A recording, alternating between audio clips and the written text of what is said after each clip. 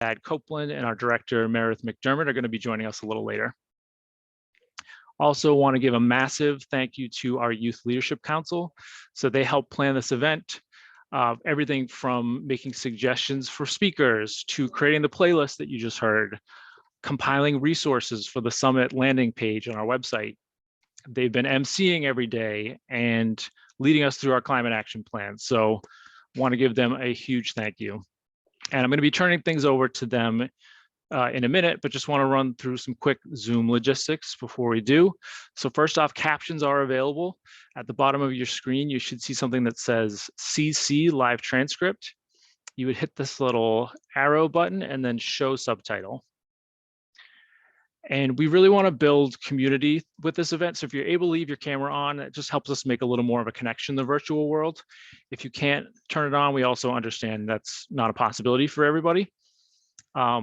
This session is being recorded. It's going to be uploaded to our YouTube page. So if you don't want to be seen at some point when you're speaking, just turn your camera off. If you could adjust your Zoom name, that would be really helpful for us. So after your name, if you could put which school or organization you're here with. If you don't know how to do that, just hover your mouse over your name in the participant list on the right side of this Zoom window, then click on More and then Rename. If you have any questions or comments, you can put them in the chat. During question and answer time later, we're going to have time to ask the career folks some questions. During those times when you're in the breakout rooms, feel free to just unmute and speak. And we highly encourage you to join the conversation on social media. You can use the hashtag NYCYCS22, Instagram, Twitter, whatever you're on. Please give us a shout out. So with that, I'm going to go ahead and turn things over to a couple members of our Youth Leadership Council who are with us today. We have Gabby Mendoza, and later we're going to hear from Myra Mendez. So Gabby's a sophomore at the Young Women's Leadership School in Astoria, and Myra is a senior at Brooklyn Technical High School. So Gabby, thank you for being here. I'm going to turn it over to you. Okay, hi everyone. So sorry for my camera being off. I'm currently on my commute back home from school, and you know how New York City public transit is very difficult. So we're gonna start off with the schedule. Well, first let me introduce myself. My name is Gabriela Mendoza, and I am a junior and I attend the Young Women's Leadership School of Astoria, and I'm a core member of the Office of Sustainability's Youth Leadership Council. Thank you all for being here this afternoon. Today's schedule will start with some opening statements, followed by our career presentations. You'll be able to choose two of the presenters to ask additional questions in your breakout room. And then we'll also spend time building out next steps for our climate action plans.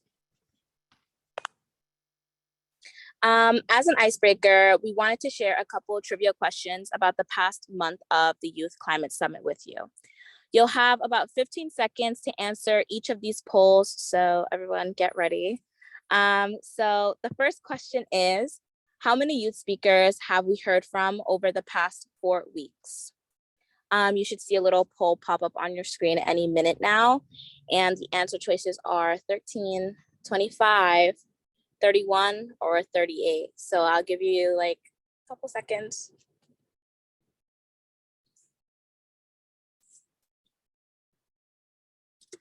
Okay, the answer is 38.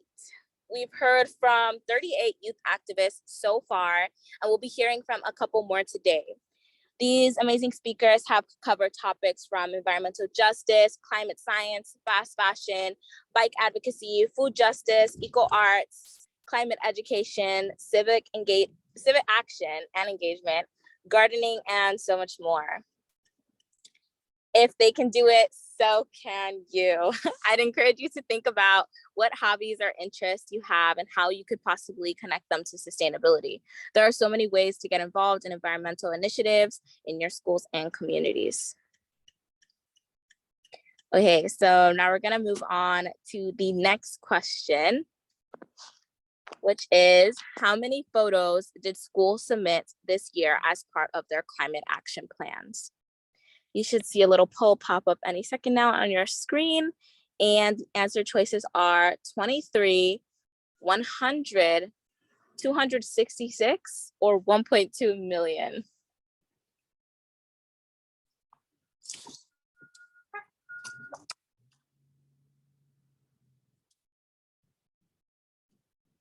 Okay, so I think that's time for the trivia questions, and the correct answer is 266.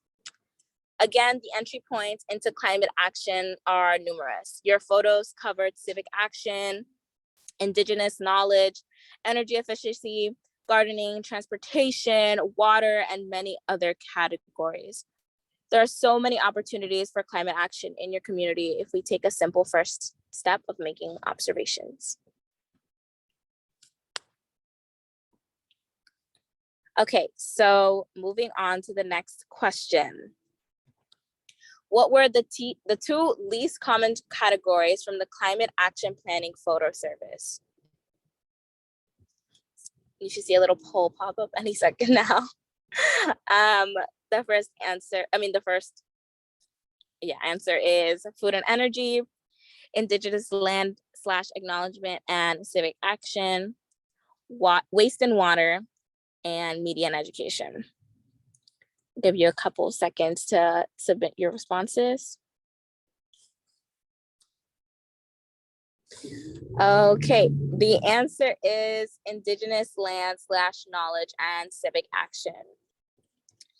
Now, just because this category isn't common doesn't mean it's not important. That may mean that your school could do a better job addressing that category.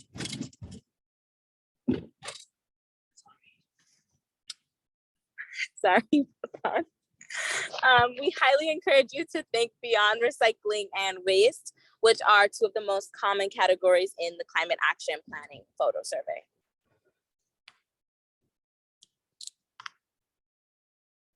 Like we've been saying, there are so many ways for you as students to get involved in climate action. You may even want to consider a career in sustainability. Whether you're interested in art, math, science, nature, social media, health, history, politics, there's an entry point for you. In the chat, let me know if any of these categories from the wheel stand out to you as particularly interesting. So feel free to drop any of the categories that you thought were interesting. Okay, so now we're gonna move on to our next section, which is our career speakers. So with that in mind, we're now going to hear from 6 professionals working in sustainabilities in various capacities in New York City. Each speaker will be sharing a visual representation for 5 minutes, and then you'll get a choice to choose between 2 speakers to go into breakout rooms with and to ask questions. Feel free to share any comments in the chat during presentations, but questions should be saved for the breakout groups. Again, save any questions for the breakout groups. Okay, I'll be going ahead and turning things over to our first speaker, Jessica Douglas. Great, thank you so much. Here we go. I realized putting this together that 5 minutes goes very, very quickly, so I'm gonna try to keep it to that. So yeah, my name is Jessica Douglas and I oversee the food access initiatives at GrowNYC. You can go to the next slide. I think this is the shortest summary I've ever made of the past 25 years of my life, but I'm from Ohio originally. I went to Ohio State and majored in English in college, worked at a coffee shop and networked and ended up meeting some people at Highlights for Children and got a job there. And I just worked there for a year, and then I left and went to teach English in South Korea, which was just an excellent opportunity for me to be able to travel internationally. You know, the school that I was working for paid my flight there and back, which made it financially possible to do that. I did it with my boyfriend, and we moved to New York City together for him to go to grad school. So that's kind of how I ended up here. I worked a couple jobs that I wasn't so passionate about, but I ended up working at a bike shop because I really like biking, and then ended up landing at GrowNYC, where I've been for the past 15 years, which is kind of crazy. But started in an entry-level position at GrowNYC as a market manager, and I've kind of gone through several jobs here. Next slide. Great. So this is GrowNYC and our work. We primarily work in 4 different areas: conservation, green space, education. My area is food access and agriculture, so that's what I'll talk about. But in terms of these other areas, you know, we do recycling education. We have a zero waste schools program. We work with community gardens and also build school gardens. We run the compost program. And then the food access and agriculture portion, we have green markets, farm stands, and food boxes, which I'm going to go into. Next slide. Great. So this is a map of our food access retail sites, the green markets, farm stands, and food boxes. There's a count of each of them. And the link to the map is super simple, grownyc.org/map if you're interested in looking at that. But these are all of our programs. Next slide. I'm just going to real briefly talk about each one. Our green markets are more the traditional farmers market style, where the farmers are coming and selling the goods themselves directly to customers. Next slide. The next one is a food box program, which is kind of like a wholesale buying club. So customers are pooling their buying power essentially and getting food in wholesale. We separate it out into bags, and customers pay 1 week in advance and pick up the bag the following week. So a lot of times people will just get on a cycle of that. Next slide. And the last one is the farm stand program. So we employ youth to actually work at our farm stands. It used to be called the Youth Market Program, changed the name, but we also source the produce, still local produce, but through wholesale channels. And then we also have a youth workforce development curriculum as part of this program. Next slide. And then also part of our food access programs is just doing a lot of education around nutrition benefits that can be spent at all of these food access retail sites. So this is a guide that we hand out to customers, just explaining all of the different nutrition benefits and how you can use them at farmers markets, farm stands, and food boxes across the city. Next slide. Lastly, just opportunities for teens. Obviously, the Youth Workforce Development Program that I was talking about as part of our farm stand program.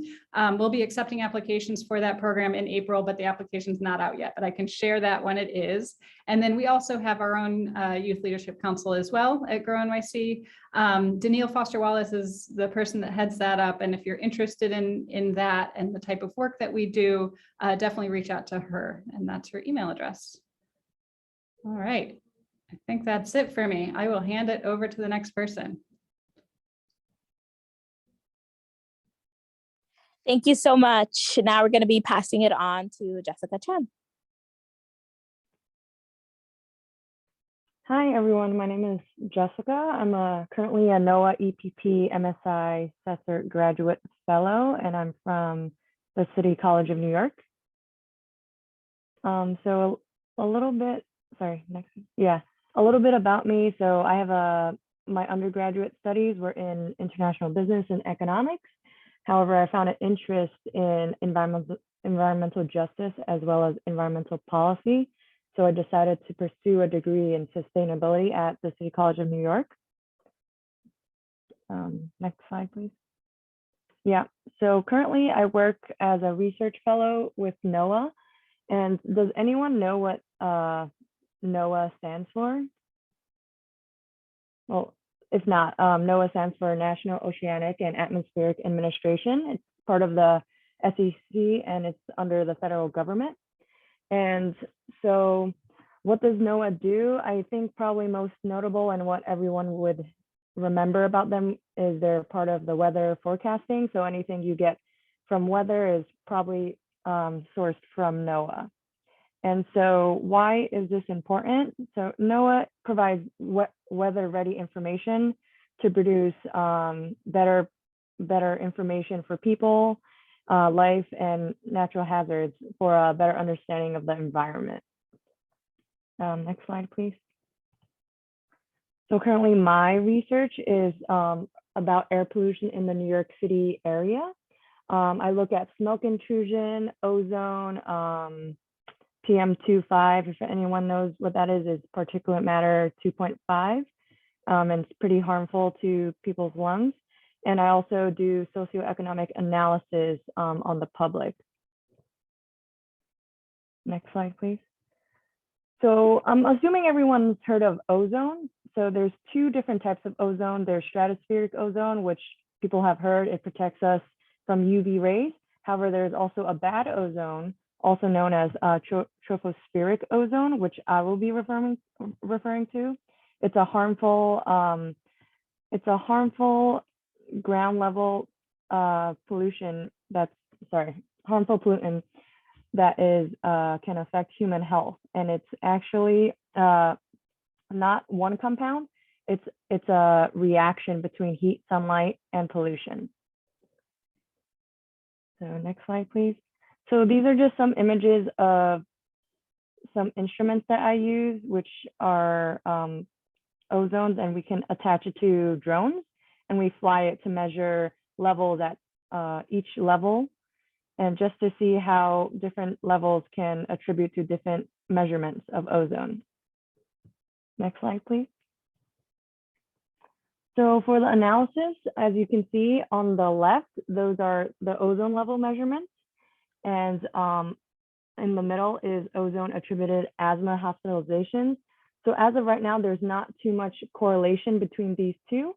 And we're doing further studies as to if other pollutants may affect location based on different locations, as well as socioeconomic impacts, such as income, which is all the way on the right. Next slide, please. And so basically that's what I've been doing. And then after uni, I'll be going most likely into ESG finance and banking. However, I can also go into environmental analysis or environmental policy, or work in the government as well. Thank you. Oh, there's also a summer internship for STEM students. If anyone's interested, I can post that later. Wow, that was really cool. Thank you so much, Jessica. Please take a minute to thank her in the chat and all that. So next up, we have Desmond Ofori from the New York City Department of Education's Office of Sustainability. Hello, everyone. Good to meet you guys. I'm with the Office of Sustainability here at the Department of Education. As you can see, my colleagues, Pat, that is the one that is heading this summit. What I'm going to talk about today is about my country, and I've named my presentation Doomsor. Now, what Doomsor means, doom means turn off, and soar means turn on. Now, what this Doomsor means is a persistent or irregular, unpredictable electric power outage in Ghana. Now, Ghana is where I'm originally from. Now, what this means is they will turn off a community for a moment of time. For sometimes it could be a couple of weeks, could be a month. Whilst others have electricity, and then they will alternate about a month later or a couple of weeks later, depending on what time the government decides to do so. So this is like an energy crisis that is going on in Ghana, and people are protesting about it, and they have come up with the name Doomsor. And next slide, please. So this Doomsor did shape my my career a lot. When I first got into the United States back in 2000, I migrated into the United States in 2005 with my sisters and my mom, when after my dad passed away. Things became difficult for us, so we decided to move to the United States for a better life. Now, when I got to the United States, I was put into I went to school in Evander Childs High School within the DOE systems down in the Bronx. At that time, when I got there, the school was closing in a couple of years, so it was a really, I would say, a really. Now it's a great school, but now at the time that I was there, it was a really terrible school, and most of the classes that they were offering were being closed, things of that nature. So, but now I have visited the school. I'm in a DOE system myself. I have visited the school, and things are going great over there, and I'm really proud of that. And I did after I graduated. Evander Childs, I did go to Binghamton University where I did my bachelor's and my master's of science in electrical engineering. Next slide, please. When I first got to Binghamton University, there was so many decisions I had to make, and one of them was my career decision. When I first got there, I wanted to, well, if I'm not sure how many of you are Ghanaians or how many of you are Africans, but African parents pretty much preordain what you're going to be in the future before you even walk in your shoes. So my mom told me that I was going to become a doctor. So I went into Binghamton University thinking, hey, I'm going to be a doctor. And lo and behold, I was not good in biology. But I was great at math. I was great at physics, and I was great at chemistry. But biology was not my strongest suit. So I will advise you guys when you guys get to college, just make sure that you are exploring, you are finding what you are good at, where your strengths and your weaknesses are, and then that should help you make those career decisions. So my interest in math, my interest in science, particularly in physics and chemistry, helped shape my electrical engineering career. But when I first started with electrical engineering, I wanted to research in telecommunication, which is what my dad did as an electrical engineer. But then I went back home around 2011, and then I found the energy crisis. It was at an all-time high. The doomsor I'm referring to. So I decided to do something in energy and try to go back someday and help my country with the energy crisis. And I have been doing that, which I will talk about in a few. When I also went into Ghana, I also realized that there could be tremendous opportunities in renewable energy, particularly with solar, since it's sunny there all year long. So I decided to also look into that and try to tackle those kind of things and try to make a career out of it, in terms going back to my country and helping them with that crisis. Next slide, please. So with my journey in energy led me here with Office of Sustainability. What I'm currently doing is I'm not sure how many people know what blackout is.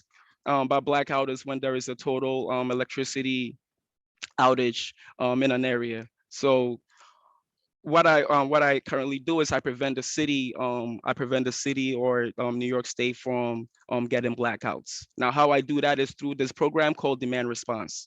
Now, demand response is during the hot or cold days when a lot of electricity is being used due to ACs being blasted or heat being everybody turned on their heater. You see that electricity consumption goes all the way to the roof. Now, during those times, the stress could get the grid could get stressed, and this could lead to it could lead to an explosion. It could lead to this the grid overworking itself and leading also to a total blackout. Now, to prevent the blackout from happening, I ask the buildings, I survey the buildings, and then I ask them to cut back wherever possible. Like our schools. If I'm not sure if any of you know this, but we account for the DOE. We account for about 30% of the energy consumption for New York City. So during those times, during those emergency times when we do cut back, it does help the city a lot. So now that's what I'm doing, and I'm also doing some philanthropic programs in Ghana by going back, educating students like yourself about renewable energy when it comes to wind, solar, steam, and natural gas, and all these resources. So this is something that I've been working on with a colleague of mine, and we are planning on making it bigger. We have taken a break for a couple of years now due to the pandemic, but we are planning on heading back to it, hopefully this year. So this is all I have for you today, and great to meet you guys. Thank you so much for that presentation. It was great. Feel free to give him some claps or drop a thank you in the chat. Now moving along to Chelsea Encababian from the Queen's Botanical Garden. Gabby, you said my name perfectly. Usually people like mispronounce it all the time, so awesome. Awesome. Hi everybody. I'm Chelsea Encababian. I'm the compost project manager here at Queen's Botanical Garden, and I work with the New York City Compost Project that is hosted by Queen's Botanical Garden. So today I'm going to talk a little bit about myself, a little bit about the work that I do, and some ways that you guys can get involved with us. So first, who am I? I'm actually a Bronx native, although I currently live in Queens for the past like 3-4 years. I graduated from Hobart and William Smith colleges.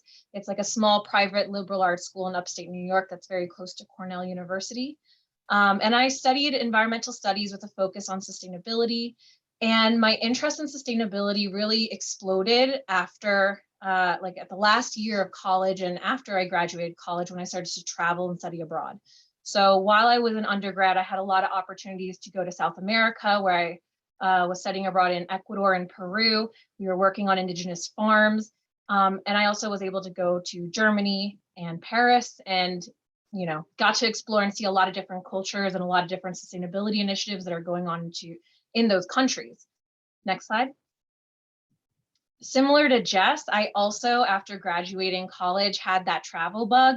And I decided to go to South Korea to teach ESL. So these are some pictures of my students. They were preschool age, and I taught science and sustainability through teaching English. So a lot of my students didn't know any English. So oftentimes I would just be just signing everything or acting things out. But what I found was that students really learned how to speak English well through hands-on activities. And so having that hands-on science or hands-on sustainability classes really helped those students to want to learn English because they're excited about what we were doing. Next slide. Also, I continued traveling. So again, I recommend if you're interested, South Korea is a really great way. Just kind of mentioned it before, but oftentimes those folks, the schools that you work with will pay for your flight, pay for your housing. And I also got the opportunity to take a 6-month break in between that time and continue to travel and learn about different sustainability practices in different countries in Southeast Asia. So I went to Thailand, where we were helping to make recycling centers and different sorting bins. You'll see that in the left top picture. I went to the Philippines, where I was able to really learn a lot about different animals and environmental ecosystems and really appreciate what's out there and think about human impacts on the environment. And then I just got to have fun in Japan and like go into a big Pocky box. So you really get to do a lot of things when you're traveling. Hopefully, you know, everything's a little bit different nowadays, but hopefully as things get better, folks will have more opportunities to go abroad. Next slide. So what am I doing now? After I got back from traveling, I came back to New York, where I'm from. I actually worked at GrowNYC with Jess for a little while as a market manager. And then I ended up here at Queen's Botanical Garden working in the compost department.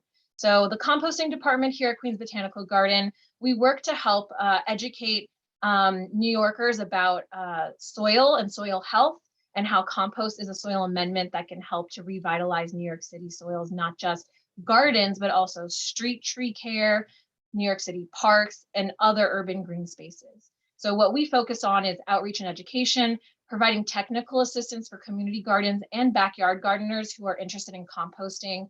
We host food scrap drop-off sites all over Queens.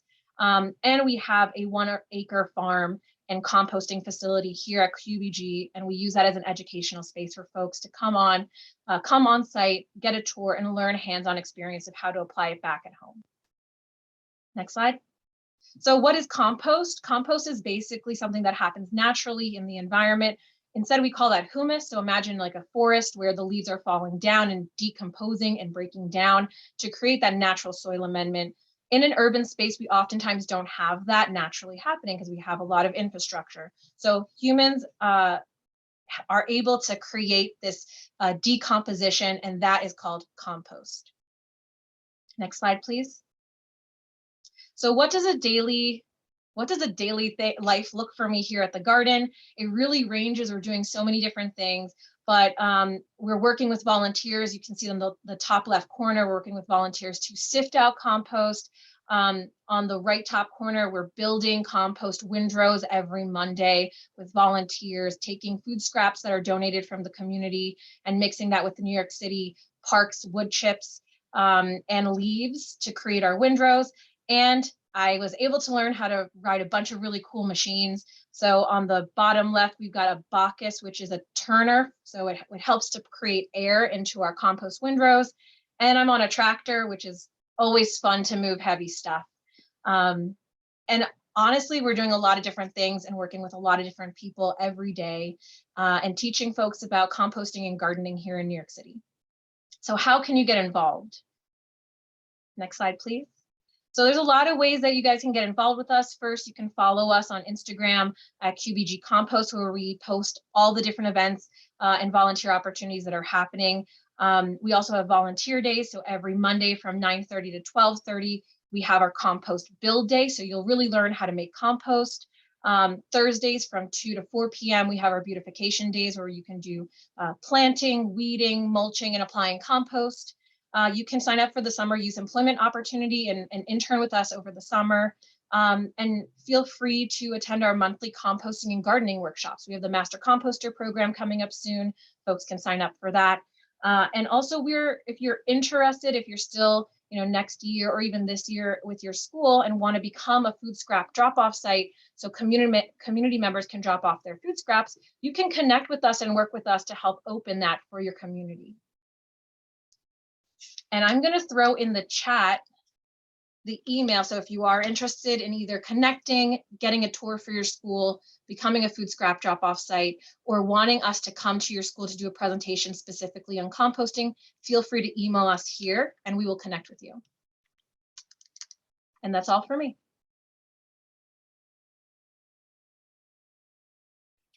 Thank you so much. I loved your background story, and yeah. So everyone feel free to clap or drop some comments in the chat.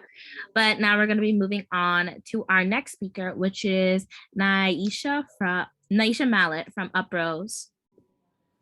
Hi everyone, my name is Nyiesha Mallett. I am a climate justice youth organizer with UPROSE Brooklyn. And I am currently a third year at Cooper Union School of Art.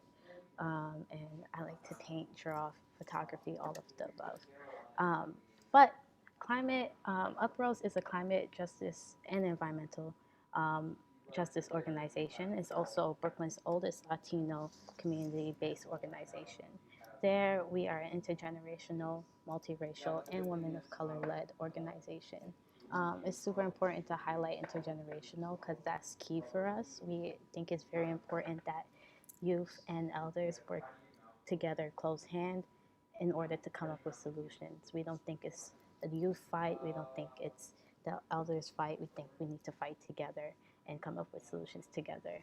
So that's how our office looks. We have young people in the office. We have middle-aged people, older people. It's all a vibe. It's all family. And we all work together to come up with solutions. And everybody works. It's not even like young people aren't doing the same work that people with degrees are doing. We're all learning and doing work together. Hey, Nyiesha, I'm sorry to interrupt. It's a little hard to hear you. If you could either speak louder or get a little closer to the mic, that's perfect, actually, whatever you're doing now. Got you. Thank you. Yeah, so I got involved with UPROSE through SYEP, Summer Youth Employment Program, and I started at the age of 14. It was right after middle school, before I went to high school, so it was a very important moment for me to get involved with climate and environmental justice work. I didn't know what any of it was, and I literally learned everything that summer, and was being able to be a part of a climate summit, which I was able to talk. So this is where I'm from. I'm from Brooklyn, New York, near Brownsville and near East Flatbush, a large community of Caribbean people. You can go to the next slide. This is where my mom's from, Grenada. Being that my mom is from Grenada, I really understand how Caribbean countries are affected by climate change with the water rising and hurricanes coming more frequently. And being that UPROSE is a Puerto Rican organization, what is being done in Puerto Rico can also be done in a different way in Grenada and other islands that are like Puerto Rico. So I'm learning a lot that I feel like can influence me in the future. So what exactly is organizing? You can go to the next slide. So at UPROSE, I organize youth. I organize with youth and I organize youth. Um, and what are we organizing to do? Well, I want to organize and teach youth about climate justice. I want to be able to give them the same experience I had, being able to learn about it at a young age, and being able to have that influence the decisions that we make later on in life. You can go to the next slide. So at UPROSE, we do trainings, young youth train youth. So we are able to go to other organizations and train other youth and talk to them about climate justice. The previous picture before was of our hydroponics farm, which we have. You can go to the next slide. We also get to sit in on very important meetings. Here, we're learning about policy and how things are implemented in New York in order to push public laws and stuff like that. And here we're learning about hydroponics. Um, Being an organizer is a learning experience. It's about creating relationships and being able to take what you learn and pass it down to others. You can go on to the next slide. It's also about art, and art is super important to me. And this is one way that we bring art into the community. If you ever come to UPROSE, it's just full of art. We think art should be at the forefront of the movement. It is what invites people in. And here's I am with Maria, and we're doing a mural for UPROSE office. And if you guys come through one day, you'll get to see it. The next slide. This is the mural completed. Okay, so I think I have 3 more slides. Let me go to the next one. So I also do college bridge work at a high school called Leaders. I thought this part was important, especially since I am talking about getting involved into climate justice at a young age. There's 2 paths you can go, college or career. Either way, you are able to get resources that can help you push your career forward. I want to be an artist, but I also know that there's a home for art in the environmental and the climate justice movement. And whether I'm in galleries or I'm doing murals or I'm working in an organization, I am being able to push the climate movement and the climate justice movement forward with my art in some way. I also use a lot of organic materials and make sure that I'm practicing my murals in and outside of the studio. You can also go the career route. You can go straight into the work. And I think that's why it's important for young people to do internships early. And we have a lot of internship opportunities at UPROSE. Yeah. So on top of SYEP, which you can sign up for in the summer, we do have internship opportunities throughout the year. And this is just some things that UPROSE youth have been able to do across the last few years. We put on many climate justice summits in the summer. We also sit on a lot of panels and speak to young people like yourself. I was able to go to COP in 2019, COP 25, and speak there. We're also doing a lot of scientific research. We have one youth that was able to go to the Arctic and do research out there. Next slide. We also have written in op-eds, and it's been posted in Teen Vogue, Vogue Magazine, Newsweek, and it's just a whole lot of opportunity and growth that you can have at UPROSE, and there's a space for you to work on projects that you want to. Like it was mentioned before, come in where it makes sense for you. For me, my entrance was art. For somebody else, it might be something else, right? So find your place and figure out how to get involved. Thank you. Thank you so much. Everyone, show her some love in the chat. Okay, so our last but not least, we have Navida. It's a terribly difficult last name, Navida Vignoles. Oh, sorry.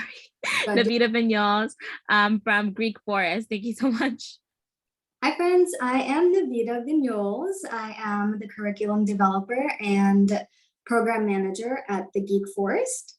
And I'll just start off with my origin story.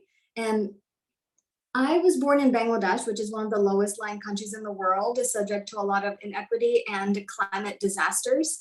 So I've been aware of this since I was very little. And when I was 9, I learned of the bee population decline and decided it was my personal mission to save all of them, which in hindsight is very ambitious, but it didn't stop me. So I have a lot of ideas and I try out all of my ideas, and I've always been drawn to art and science. So I got a Bachelor of Science in Environmental Studies with an ecology focus. And then I got a Master of Sustainability. So it's called a very long name that a bunch of people who spoke today actually went. It's at City College of New York and it's urban sustainability, and it's really cool. And through that, I met some really awesome people who nurtured my ideas, and we started working on 2 different small businesses, Closed Loops and Milkweed NYC. Closed Loops is a sustainable fashion brand that aims to find new homes for old clothes, because I'm sure you've heard of the big issue that we have in the landfills associated with fast fashion, and that is no good. So we're trying to find a solution for it.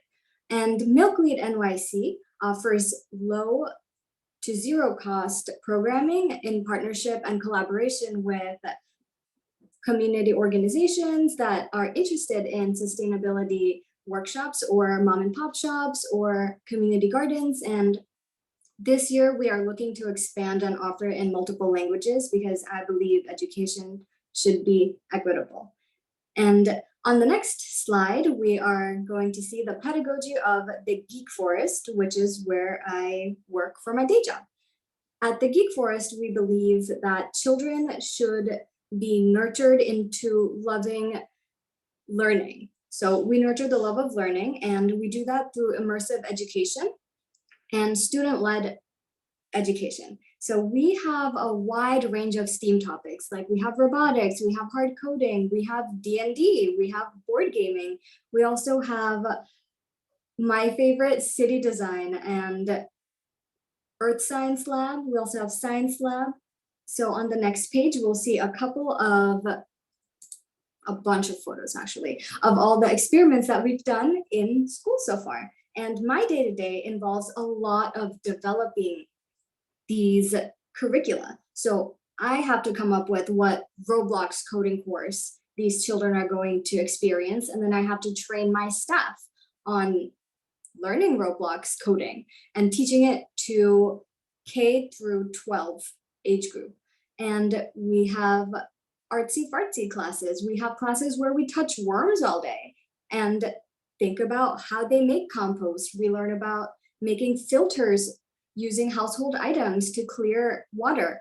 So the goal for me through Geek Forest is to expose young minds to the issues they are going to have to solve, because I believe in the power of numbers and education. And without numbers and education, we will not be able to achieve any sustainable goals that we set for ourselves. And on the next slide is some contact info and photos. So we see my little bunny friend Carver. He used to be a co-worker at the New York Botanical Garden, and some workshops I did for schools for the Botanical Garden. And on the upper left-hand corner is something I did for my community for free. And if you have any questions or comments, or you're just curious, feel free to contact me at either emails. And we are looking to hire younger people for our summer courses. So if you're interested in any of these cool, I like to call them edgy classes, because when I was little, I didn't have Roblox coding. I didn't have a board game class. Like, what do you guys do that is really fun for after school? Like, I just gardened at home. Anyways, if you are interested in trying out some cool classes as like a teaching assistant, definitely email me because we are looking to hire on a rolling basis.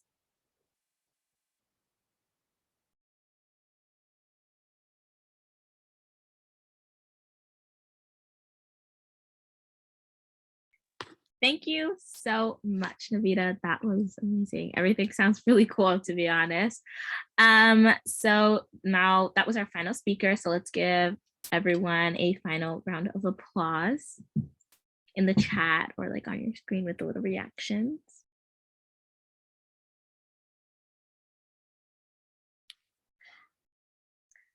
Okay, so thank you all for sharing again. I personally find it very fascinating to see all the different ways a person can have a career in sustainability.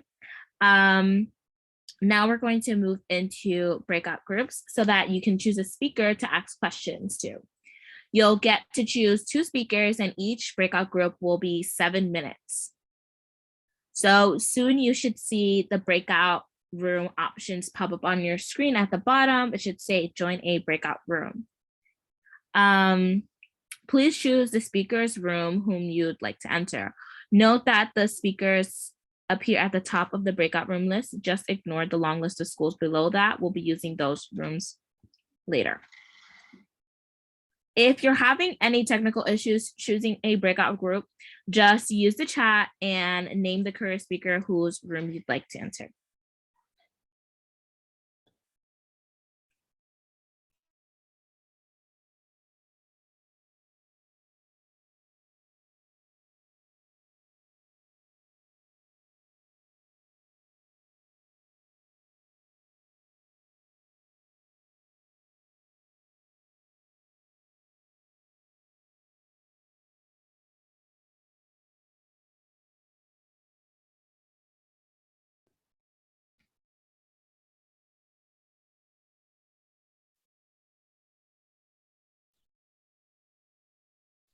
Okay, so Navida, I'll try to get you to your room. Looks like you're in the main space still. Yeah.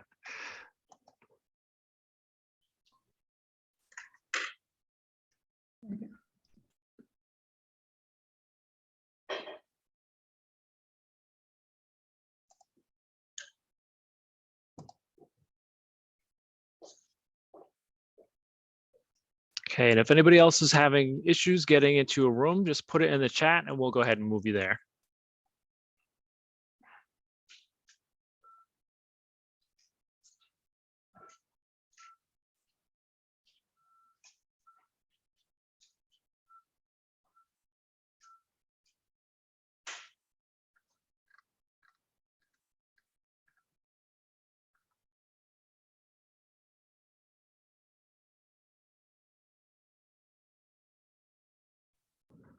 So like Novelette, Pelham Prep, Zareta. If you're trying to get into a room, let us know. We'll go ahead and move you on in there. Looks like Pelham Prep wants to go to Chelsea's room.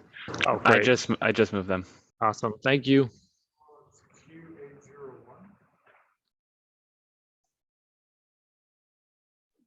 I'm just parking my car. I'll be joining a room in a while. Okay, great. You can join. We're going to do another wave of rooms in a second. Yeah.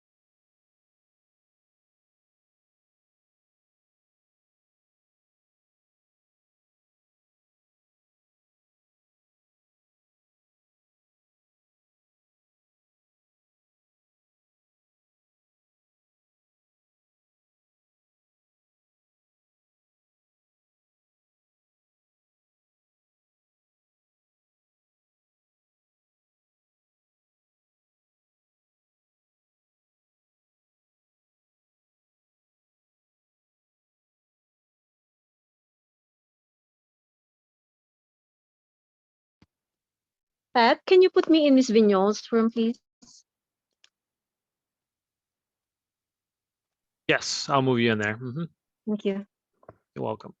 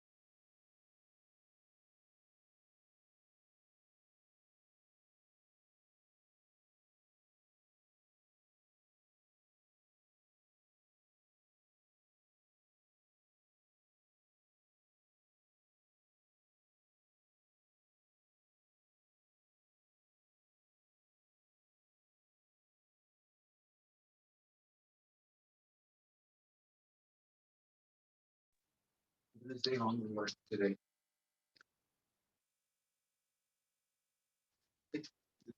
Help me out. I just have to like work on the look more. Pat?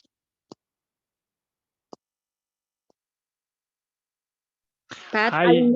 hi, I missed the email because she was about to put it in the chat. Miss Vignoles' email. If you could share it also in the chat here. Great. And while everybody else is coming back in, trickling in, if you could let us know something that you learned either from the speakers during their presentations or the Q&As.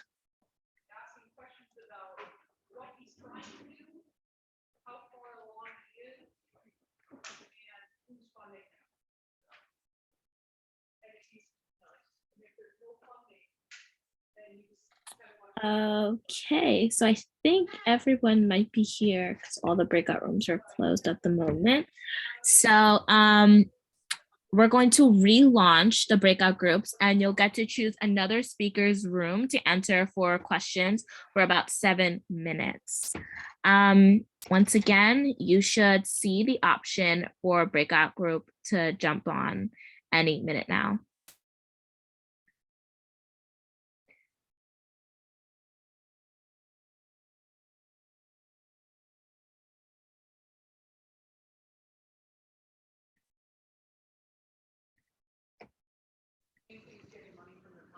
And again, just ignore the long list of schools that you see below the speakers. We'll use those a little later. So go ahead and choose a speaker whose room you'd like to enter And if you're having any issues, just type in the chat whose room you'd like to go to. Okay, Pelham Prep, you're looking to go to Desmond.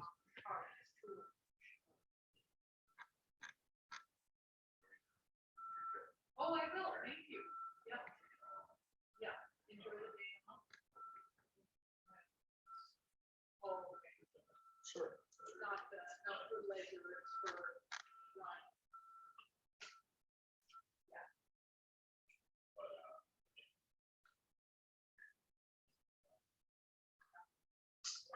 And just remember, nothing's on fire, but all right. Okay, so responded. I will call them tomorrow. Okay. So is there a certain number I should call or just call it? No, I'm just responding to be like. You had a very good grasp.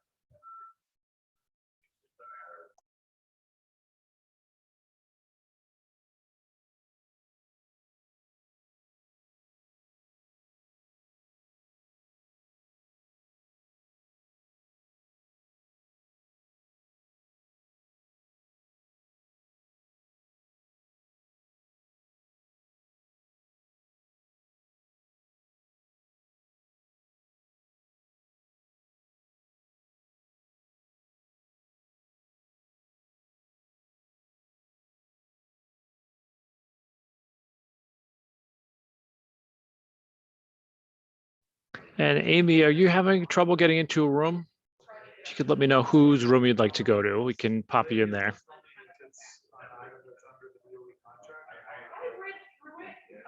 It still doesn't address the more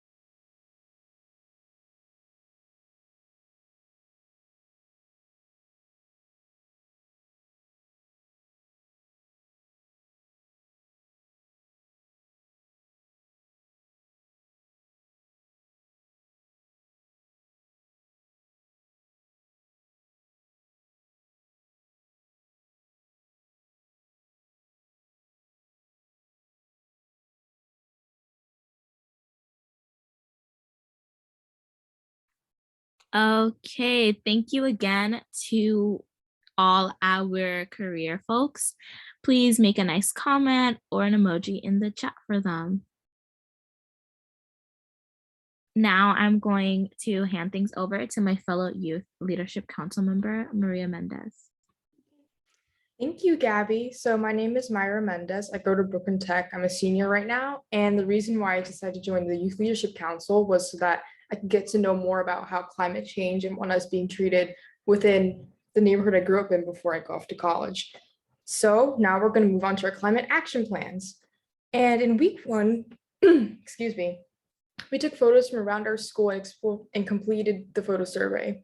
And last week, we looked at the survey results to identify one climate issue at our schools that we can tackle and one overall goal to address that issue. And this week, we'll be building out steps for the remainder of the school year to address that goal.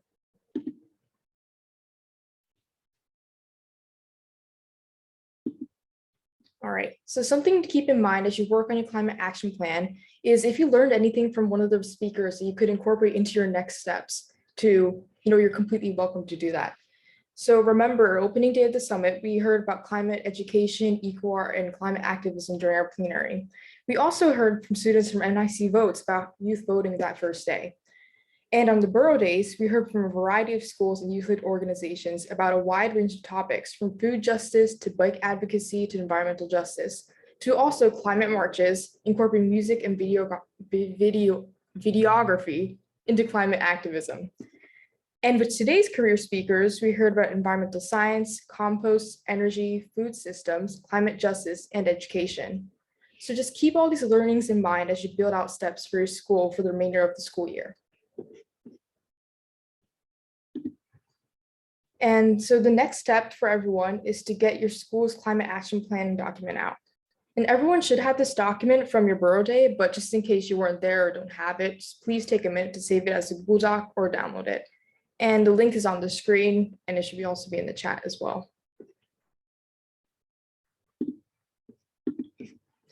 And please note that this document is meant to guide your conversation. So if you can capture ideas in another way that makes sense for your group, that's great. That could be drawings, an Excel list of steps, anything that works out for you. And are there any questions about the document?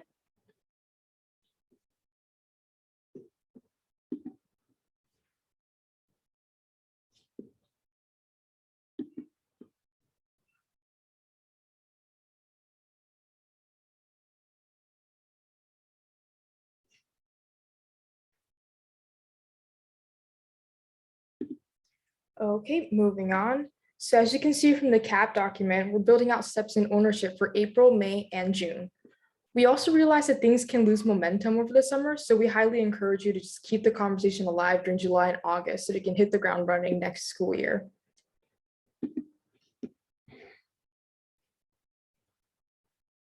Okay, so now we're going to spend about 15 minutes working through week 3 of the CAP document with our schools. So if you're all together with your school right now, go ahead and get started. We'll see you back here at 4:50 for a share out. And if you're not together, sorry to interrupt. Yeah. So we had 15, but we ran a little over with the speakers, which is great. So we'll probably only have about 10 minutes in breakout groups. Okay, got it. So just in case you're not here together with everyone from your school, just stay here. We'll launch the Zoom breakout room so you can join a room with your school. And if anyone has any questions, we'll be here in the main room. All right, sure. Well, welcome back, everyone. And in the chat, tell us, what did you decide on as an issue and goal at your school?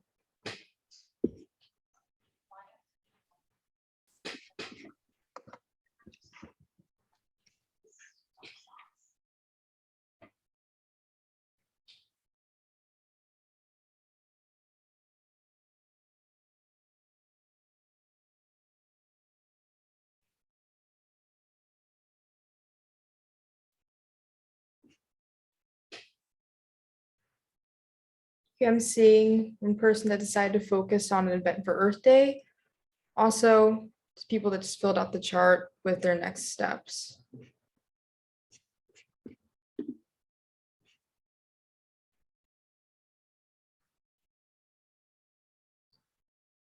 One from Ellery, I'm seeing in the short term that Nest+M is working on contributing to an engaging K-12 Earth Day festival event. Sounds really cool. And also, discussion of next steps for the proper use of waste bins that we put in the classrooms at our school. That's also good. I'm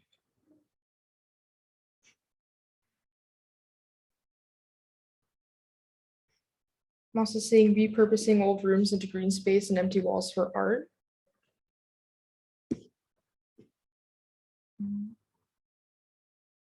Ooh, and also at Park East High School, a large issue that they're dealing with is uneaten grab and go breakfast and lunches. So just reducing the amount of plastics and wrap from these foods, dealing with that waste.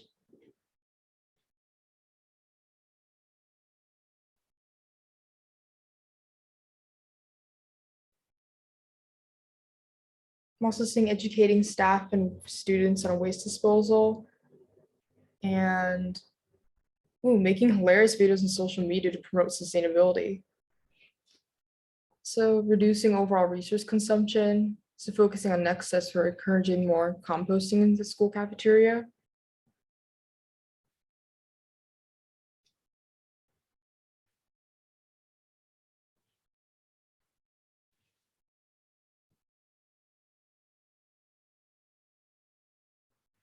All right. One last one. WSA, they decided to plant flowers and some plants to get more greenery around the school so they can test their CO2 in the air after they plant. That sounds really cool. All right. So moving on to the resources portal. So we'd like to close with a few quick actionable next steps you can take today. So first off, check out our resources portal for climate action resources, recordings from previous days of the summit and upcoming ways to get involved outside the summit as well. So as we've mentioned, there are many ways to get involved, from museum exhibits to internships to art and music programs. And we'll put a link in the chat for that resource. And students, we do want your email so we can stay in touch for steps after the summit. So please complete this contact form, which we'll put in the chat. And we'll reach out to you this spring to see how your plan is coming along. We may even try to get together in person, so stay tuned for that as well. And next up, let's just take a moment now to pledge what your next step in climate action, either you individually or your school, is going to be. Take a moment now to post your next step on social media using the hashtag NYCYCS22. Okay, so another quick, simple way you can take action now is by filling out our summit feedback survey. Your feedback is super important to us. For example, based on your feedback in previous years, we've made the event more youth-centric, both in planning and in speaking. We've also placed a greater emphasis on the climate action planning portion, dedicating time each week for that. So please take 2 minutes right now to fill out the feedback form. You should fill it out as an individual, not a full school group. And the link was just put in the chat by Eliza. You can also scan the QR code on the screen if the link isn't working for you. And we'll take a couple minutes now to fill out the feedback survey. All right, thank you so much for everyone for filling out the survey. And as you move forward with your climate action plans and climate activism, we want to provide a few inspirational quotes from our student speakers over the last few weeks. So can I get a volunteer from the audience to unmute and read some of these? Ooh, Ellery, sure. I'll read the first two. Just do it. Queen's School of Inquiry. Come to decisions and conclusions as a collective where no one's voice is left out. Fridays for Future. Thank you, Ellery.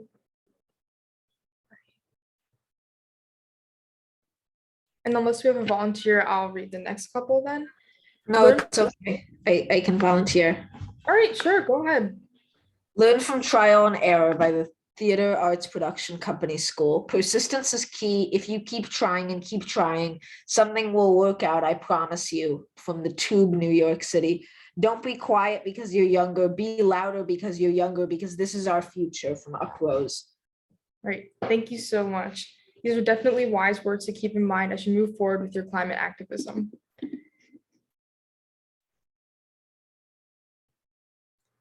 And that does it for the 4th Annual Youth Climate Summit. Thank you so much, everyone, for joining. It's been a pleasure working with you all over the weeks and an inspiration to hear about what you've been working on. The Youth Leadership Council will be in touch soon. If anyone has any questions, we'll stay on for a few more minutes. Otherwise, have a great night. Bye, Thank you. guys. Thank you, everybody. Thank you, everyone. Bye-bye. Good night. Bye-bye.